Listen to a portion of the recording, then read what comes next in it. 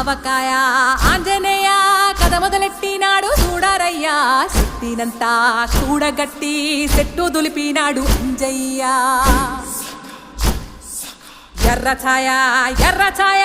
కోతి అవతార వెంటమాయ కత్తి సేత పట్టకుండా కాయ కోసినాడు కపిలయ్య